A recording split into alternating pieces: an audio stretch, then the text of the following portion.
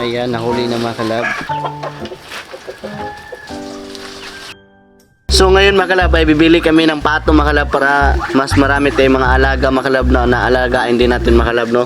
So nagplano po ako mga kalab na magbili ako ng pato. Ayan po sa kapitbahay namin kay Kuya Joseph.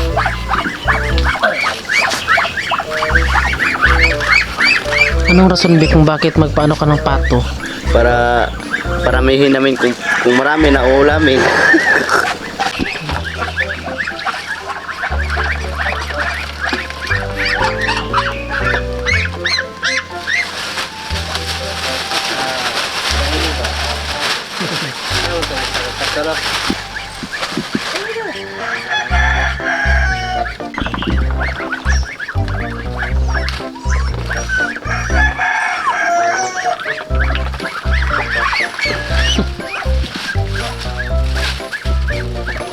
So ayan mga kalab, meron na tayong dalawa na nahuli mga kalab. So yung iba ay hindi pa nahuli kasi mahirap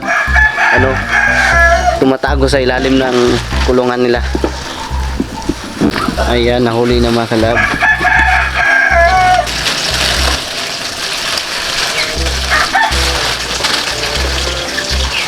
This one first.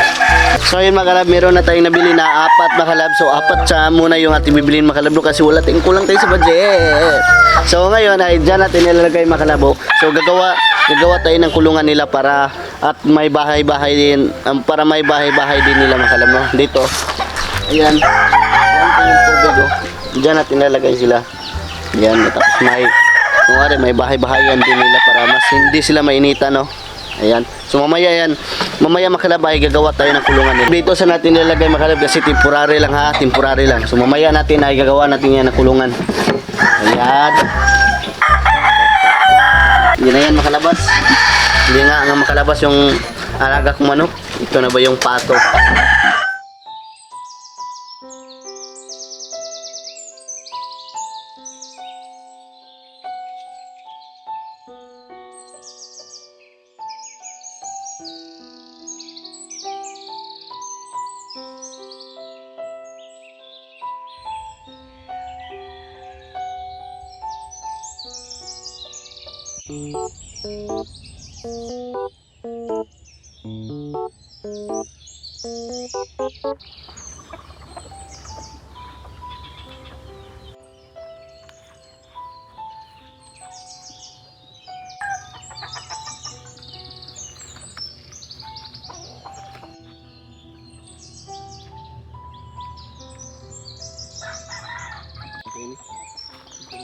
Dali no?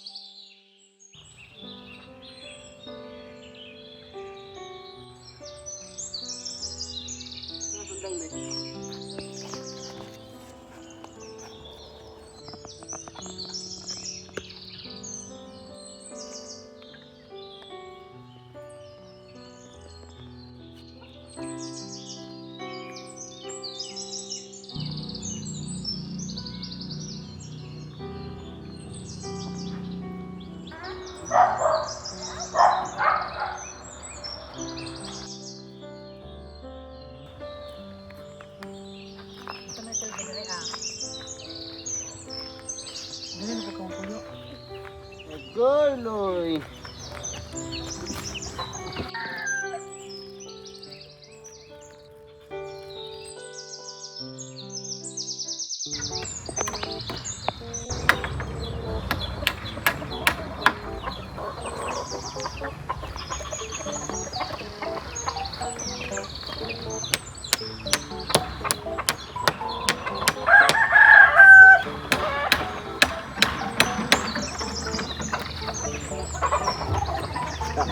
Vamos ver.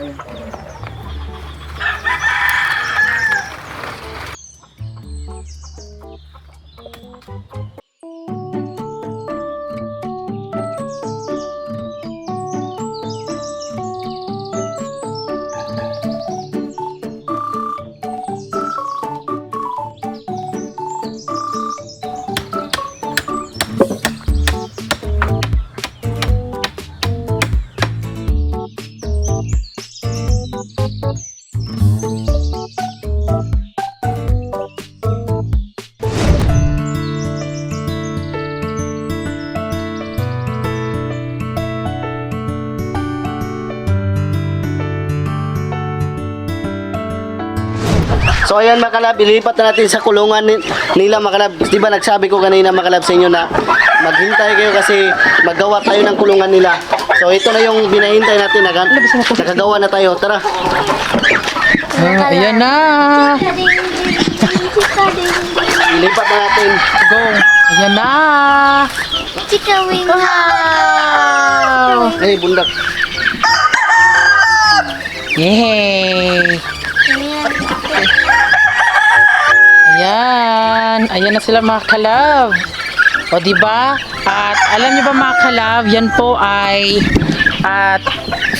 sa ngayon mga kalab, temporary lang siya, diba? Kasi hindi naman sa amin tong lupa mga kalab. Pero kunwari kung papaalisin na kami dito or papaalisin yung mga nilalagay dito ni Francis ay syempre aalis mga kalab. Kaya yun po, ito ay temporary lang. At yan be, ayan be, ano yung rason be kung bakit ka naglagay ng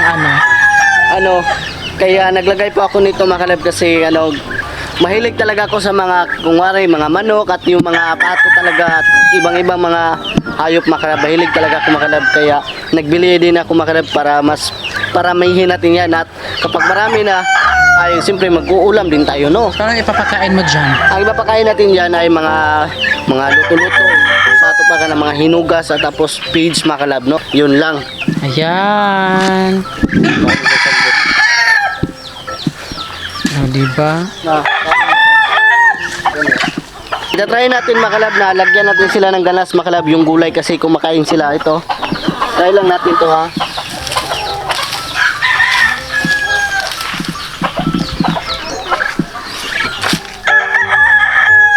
Kumakain nga sila mga kalab. Oh. Hala, kumakain sila Bino. Ayan.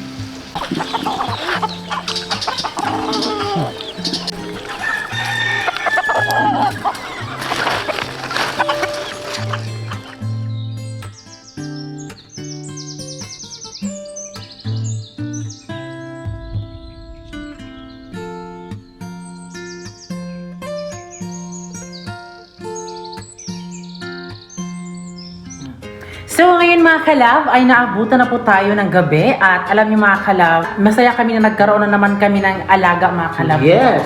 At alam niyo mga kalab, yung vitamins po ng, ano ba yung baby ba yung pato? Yung pato.